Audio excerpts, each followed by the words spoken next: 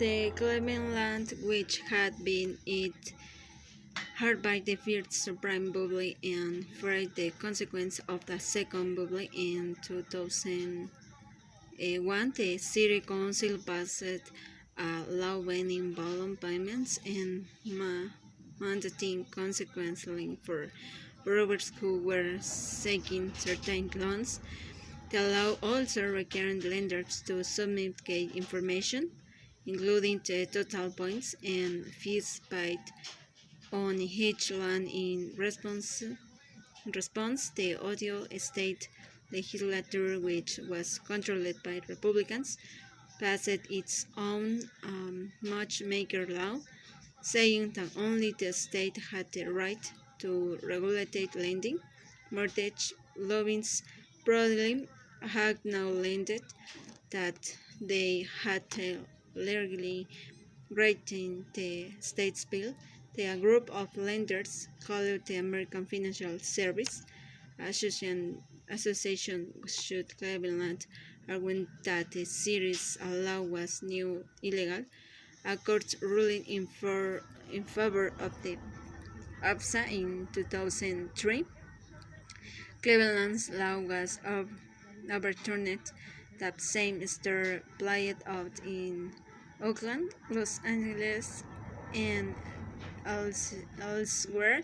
Communities tried to strengthen state laws that had been watered down by lender lobbying, only to face lawsuit from the AFSA. The AFSA dubbed this its municipal legislation program. In most of these battles, the AFSA most public spokesman was its America's representative from 2002 to 2006. America's its executives in their office and business associations donate and lets $20.5 million to state and federal politics group, according to the Wall Street Journal. State that wanted to do something about subprime lending didn't fare much better. In the fall of 2002, Georgia Governor Roy Berners, a Democrat, signed into law the Georgia Fair Lending Act, which prohibited loans from being made without regard for the borrower's ability to repay. It also prohibits assigned liability, meaning that the investment bank that securities the loans and the investors who wound up owing the mortgage could both sue if the loans violated the law. The outcry was instantaneous. Mozilla called the new law egregious. Americans said that it could no longer do business. The business in Georgia. A group of Atlanta lenders filed a class action lawsuit.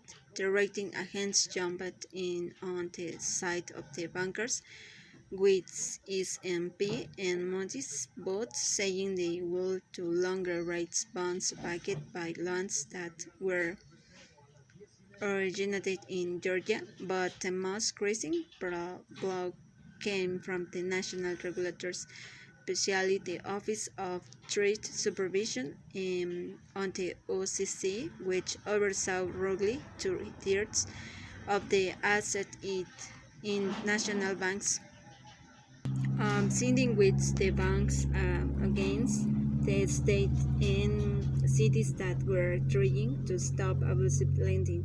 The two federal regulators ascertained something called preemptions. What that meant in effect was that institutions that were regulated by the OST or the OCC were immune from state or local laws. In theory, preemption makes sense. Companies always want to be able to play by one set of rules instead of having to adapt to 50 different laws in 50 different states. Federal preemption basically says that federal rules always take precedence over state rules, but In this case, there was no meaningful federal rule.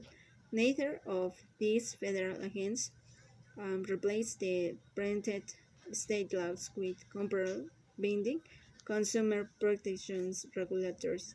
Regulation of their own, wrote Patricia M.C. Gow, the director of the University of Connecticut Insurance Law Center in 2008, and the Preemption Doctrine was never intended to give banks free rein to make abusive loans to people who had the chance of being able to pay them back, but perhaps the most important thing was the messages it sent. It gave lenders a sense that they had a protector in government, says Prentice Cook, who ran the Consumer Enforcement divisions in the Minnesota Attorney General Office until 2005.